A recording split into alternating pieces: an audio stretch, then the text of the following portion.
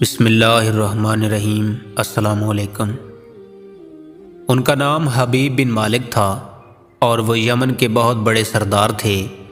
ابو جہل نے پیغام بھیجا کہ حبیب محمد صلی اللہ علیہ وآلہ وسلم نے فلاں تاریخ کو چاند کے 2 ٹکڑے کرنے ہیں، تم یہاں آ جاؤ اور چاند کو دیکھنا کہ وہ 2 ٹوٹے ہوتا ہے یا نہیں۔ چنانچہ حبیب بن مالک نے رخت سفر باندھا اور کوہ ابو قیس پر پہنچ گئے، جہاں پر کفار نے مطالبہ کر دیا تھا کہ آسمانی معجزہ یہاں دکھاؤ یا چاند کو 2 ٹکڑے کرو۔ میرے آقا صلی اللہ علیہ وآلہ وسلم تشریف لائے، چاند کو 2 ٹکڑے کیے اور واپس تشریف لے گئے۔ خصائص الکبریٰ میں موجود ہے کہ 1.5 گھنٹے تک چاند 2 ٹکڑے رہا۔ حبیب بن مالک یہ دیکھ کر حضور اکرم صلی اللہ علیہ وآلہ وسلم کے پاس تشریف لے آئے اور بولے، یہ سب ٹھیک ہے لیکن بتائیں میرے دل کو کیا دکھ ہے؟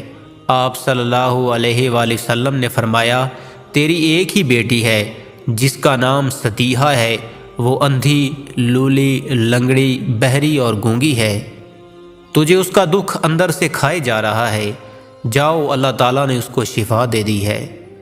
حبیب یہ سنتے ہی دوڑ کر اپنے گھر آئے تو ان کی بیٹی ستیحہ نے کلمہ پڑھتے دروازہ کھولا۔ حبیب نے پوچھا کہ ستیحہ تجھے یہ کلمہ کس نے سکھایا؟ تو اس نے حضور اکرم صلی اللہ علیہ وآلہ وسلم کا سارا حلیہ بتایا اور بولی، اے ابا وہ آئے، مجھے زیارت بخشی اور دعا فرمائی اور مجھے کلمہ طیبہ بھی پڑھا گئے۔